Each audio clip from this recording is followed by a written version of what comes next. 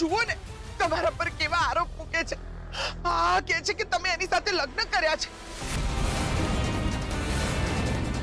તમે બે લગ્ન કર્યા છે। એ તમારી પત્ની છે। જવાબ આપો ને, હા સાચું છે, જવાબ આપો।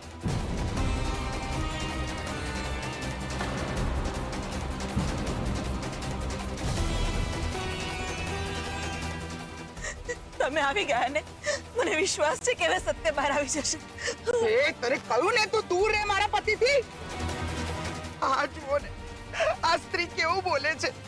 એ કહે છે કે તમે એના પતિ છો। બોલો ને, જવાબ આપો ને। આ જુઓ તો ખરા આજકાલ કેવા કેવા સ્કેન્ડલ થાય છે।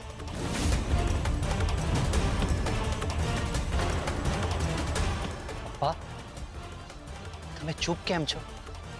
તમે બોલતા કેમ નથી? અરે બધું તમારા બોલવા પર છે, બોલો ને।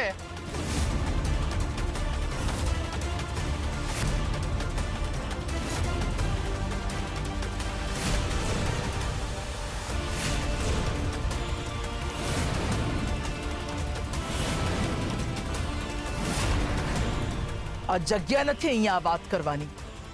જે વાત કરવી હોય ને એ ઘરની અંદર જઈને કરો। ચલો બધા, ચાલો।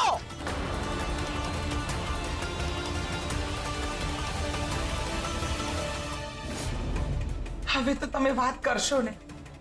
કહી દો કે આ બધું ખોટું છે, કહી દો। 1 મિનિટ લજ્જા બહુ, તમે વચ્ચે નહીં બોલો।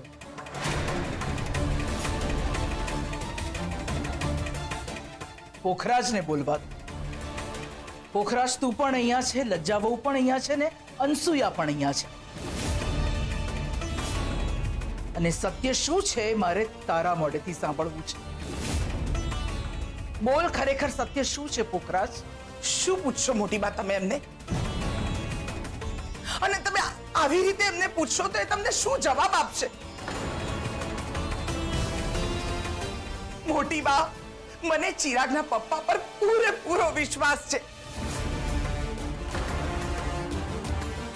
અને આ તો તમારો દીકરો છે ને મોટી બા, તો તમને પણ એમના પર વિશ્વાસ તો હોવો જ જોઈએ ને। અરે મોટી બા, તમારો દીકરો આવું ક્યારેય ના કરે। અરે આવા લોકો તો આવે અને જાય, જગતમાં આવા ધુતારાઓની કમી નથી। મોટી બા, તમે આવું પૂછીને એમને શરમમાં નહીં નાખો। અરે શરમમાં નાખવા જ હોય તો અનસુયા અને એના દીકરા અયાનને નાખો। મને તો એમની આંખો જોઈને જ બધું દેખાઈ જાય છે। પપ્પા, તમે ચૂપ કેમ છો? બોલો ને, સત્ય શું છે? મારું મન નથી માનતું। જોયું મોટી બા, ચિરાગને પણ એના પપ્પા પર કેટલો વિશ્વાસ છે અને મને પણ એમના પર વિશ્વાસ છે। આપણે કોઈને કઈ કહેવાની જરૂર નથી। તમારા બધાએ શું સાંભળવું છે? હા, ચાલો તમે। અયાનના પપ્પા, તમે કેમ કઈ બોલતા નથી? ચૂપ કેમ છો? કંઈક તો બોલો। શું સાંભળવું છે તારે? હજી શું બાકી રહી ગયું છે? ને તું આ બધું શેના માટે કરે છે? હા, શું જોઈએ છે તારે? પૈસા જોઈએ છે ને તારે? પૈસા જોઈએ છે ને? 1 મિનિટ ઊભી રહે। લજ્જા વહુને આજે રોકવા મુશ્કેલ છે।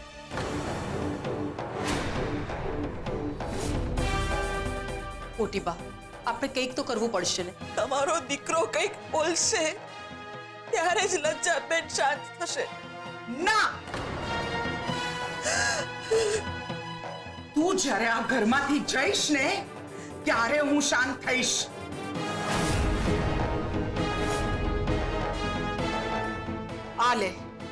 આ લે 5 લાખ રૂપિયા।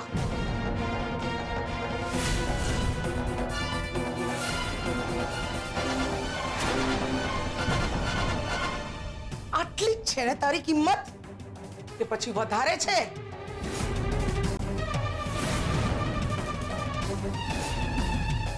અરે કોઈ પણ વેચાતી વસ્તુ ખરીદી શકીએ ને એટલા ખમતી ધર ઝવેરી છીએ અમે।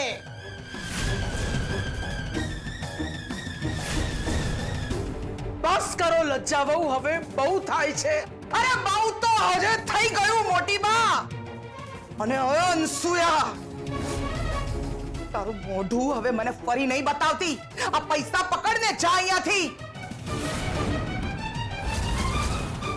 અરે પૈસા માટે થઈને કોઈ બીજાના પતિને પોતાનો પતિ કહેવા માટે તૈયાર થઈ ગઈ. ઘોર કળિયુગ છે. એવું નથી લજ્જા આંટી.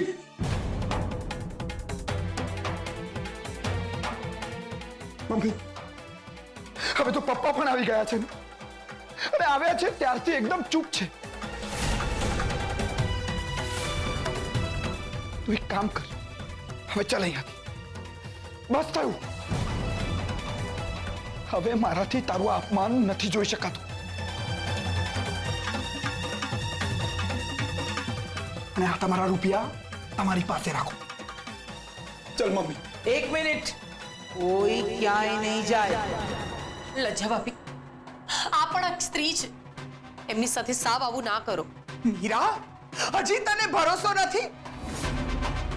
અરે ઘરમાં આવી પરિસ્થિતિ હોય ને તો બધા એક થઈ જતા હોય છે, પણ અહીંયા તો બધા ચૂપ થઈ ગયા છે. સત્યને સામે આવવા દે મમ્મી. ચિરાગ, હજી પણ તને તારા પપ્પા પર શંકા છે? શંકા નથી કરતો, પણ મારું માનવું એવું છે કે દરેકને પોતાનો પક્ષ મૂકવાનો મોકો મળવો જોઈએ. તું આટલો નફ્ફટ હોઈશ મેં નતું ધાર્યું. બસ કરો લજ્જા આંટી, ચિરાગભાઈ માટે અશબ્દ ન વાપરો. બોલી લીધું બધાએ? હવે પોખરાજનો વારો છે બોલવાનો. પોખરાજ, મારે સત્ય તારી પાસેથી સાંભળવું છે. બોલ, આની સાથે તારો શું સંબંધ છે? સત્ય બોલ પોખરાજ, બોલ સત્ય. કઈ નહીં.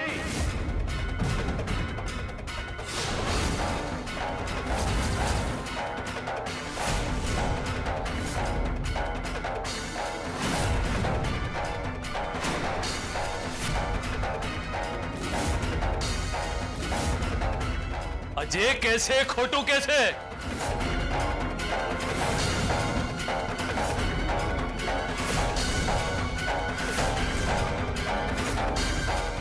હા હા હા, અજય કેસે ખોટું કે છે?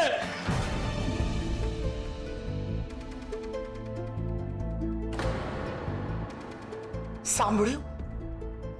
સત્ય શું છે એ સાંભળ્યું તે? તું જ કહેતી હતી ને કે તું ખોટી સાબિત થઈશ તો હું જેમ કહીશ એમ તું કરીશ. કહ્યું તું ને તે? એક મિનિટ.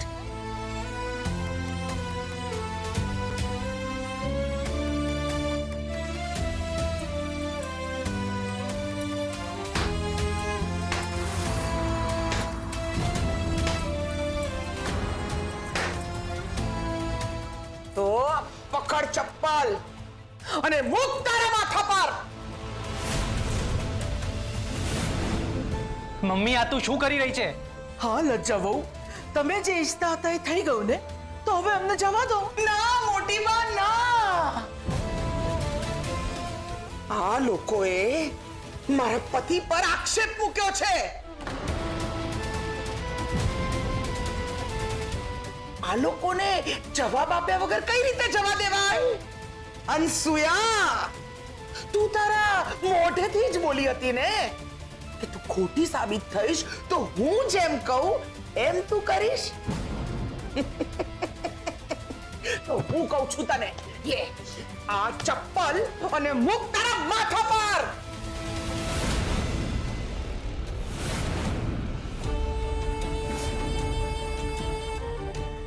મમ્મી એવું નહીં કરે. પપ્પા ખોટું બોલી રહ્યા છે, પણ એ કેમ ખોટું બોલી રહ્યા છે મને નથી ખબર, પણ એ સાવ ખોટા છે ને મારી મમ્મી સાચી. હજી પણ આટલો વિશ્વાસ છે?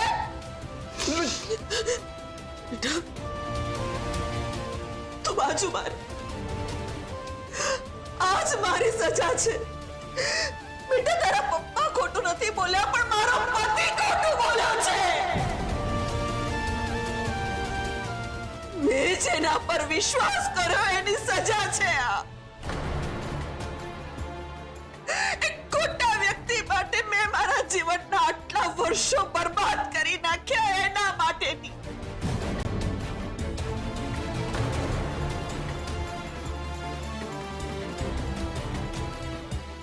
એક મિનિટ અનસુયાબેન, જગદીશભાઈ તમે અહીંયા તમારી રાખડીનું ઋણ ચૂકવવા આવ્યો છું. જગદીશ તું અહીંયા શું કરે છે?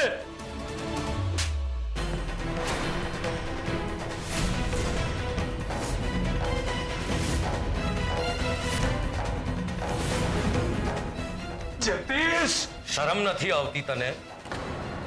જે સ્ત્રીએ તારી સાથે લગ્ન કર્યા, તારા બાળકને જન્મ આપ્યો, એ સ્ત્રીના માથા ઉપર તું ચપ્પલ મૂકવા દે છે? ખોટું બોલે છે અને ભાગે છે આ લગ્નથી.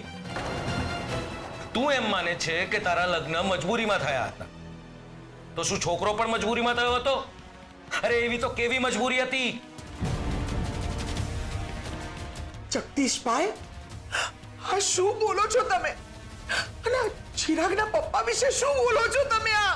હા લજ્જા ભાભી, હું જે કંઈ પણ કહી રહ્યો છું એ શબ્દશઃ સાચું છે.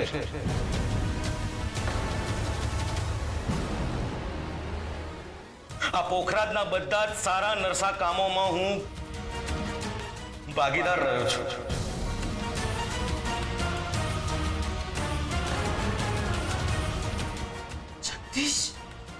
જગદીશ, તું ને પોખરાજ તો નાનપણના મિત્રો છો ને, એકબીજાથી કઈ વાત નથી છુપાવતા. તો તું મને સાચું કે, હમણાં જે તું બોલ્યો એ સાચું છે? હા મોટી બા, હા સાચું છે. અનસુયાબેન પોખરાજના બીજા પત્ની છે.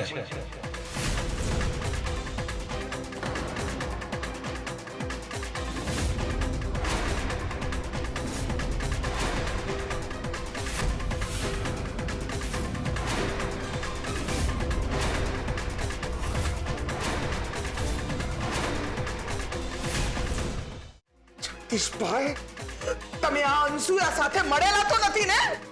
મળેલો તો છું, પણ આ પોખરાજ સાથે, અને એટલે જ આટલા વર્ષો ચૂપ રહ્યો.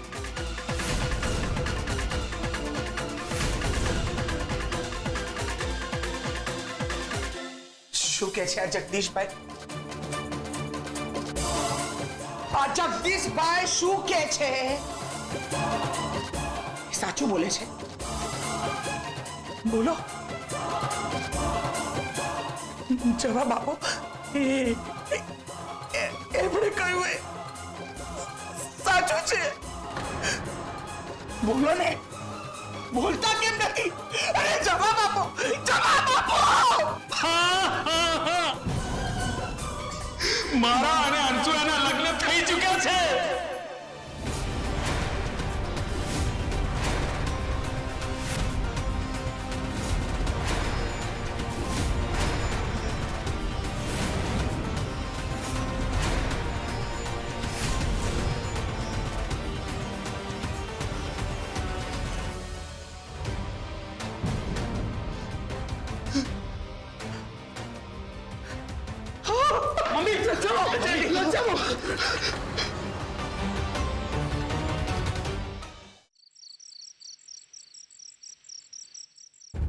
મમ્મી, આ જે કંઈ પણ થઈ રહ્યું છે એ બધું બહુ અઘરું થઈ રહ્યું છે.